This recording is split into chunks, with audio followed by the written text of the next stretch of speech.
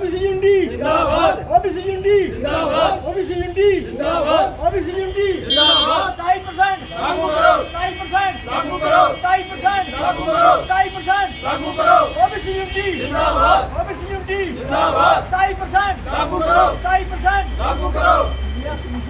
OBC unity, यह commission OBC का हो, यह कमीशन ओबीसी का हो, यह कमीशन ओबीसी का हो, चेयरमैन ओबीसी का हो, चेयरमैन ओबीसी का हो, चेयरमैन। शमशीलाल चौधरी, ओबीसी अधिकार तिरंगा यात्रा। आज की हमारी मुख्य मांग ये है कि आपके आगे हमने फरियाद रखी थी, मीडिया वालों के आगे, कि पंचायती राज सिस्टम और अर्बन लोकल बॉडी में 72 साल से ओबीसी को कोई उनका लखनपुर से चल के आप पुंछ तक चले जाइए, पुंछ से कश्मीर, कश्मीर से वापस लखनपुर, कोई ओबीसी का सरपंच नहीं मिलेगा आपको, कारपोरेटर नहीं मिलेगा। आपके माध्यम से हमने बात रखी हूँ कि हमारा कोई एमएलए नहीं है, एक्स एमएलए नहीं है, कोई रिप्रेजेंटेटिव नहीं है हमारा, सिर्फ मीडिया के सिर पे जीते हैं हम लोग। जो मैं अब बात खुल के कहूँगा कि हम मीडिया के सिर पे जीते हैं बिल्कुल। तो मीडिया से मेरी आज भी यही दरख्वास्त था कि जो कमीशन बनाया जाएगा किसके लिए, आपने देखा होगा म्यूनसिपल कॉरपोरेशन एक्ट जो 2000 का है और पंचायती राज एक्ट 1999 के अंदर अमेंडमेंट कर दी गई है इसके गवर्नमेंट की तरफ से कि ओबीसी के आरक्षण के बिना चुनाव नहीं होगा। अगर चुनाव मुलतवी किए गए थे पहले तो इसीलिए किए गए थे कि ओबीसी का रिजर्वेशन नहीं था उसके अंदर। अब सरकार ने किया है, लेकिन सवाल ये पैदा होता है कि उसके लिए एक डेडिकेटेड कमीशन बनाना पड़ता है।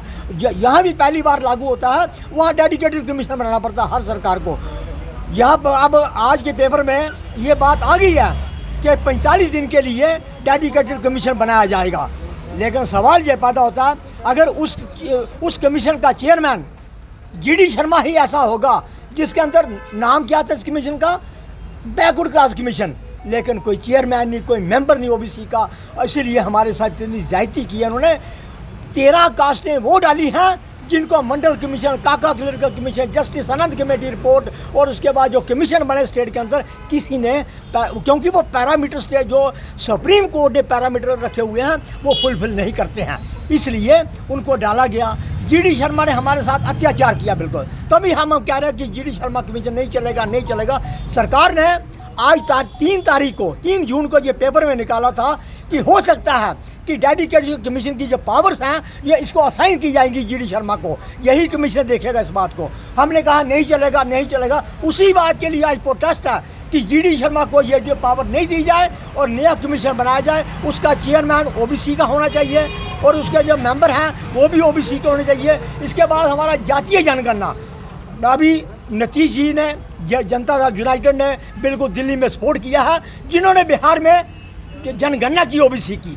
और हम चाहते हैं कि नीतीश जी आपके माध्यम से यही फरियाद करते हैं कि आप मोदी कैबिनेट में हैं, आप पूरे देश के अंदर ओबीसी की जनगणना होनी चाहिए।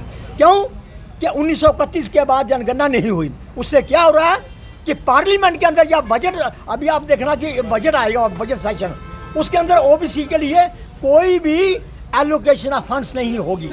शेड्यूल कास्ट के लिए होगी, शेड्यूल ट्राइब के लिए होगी, आदिवासियों के लिए होगी, लेकिन उसके ओबीसी के लिए क्योंकि उनकी जनगणना ही नहीं होती है।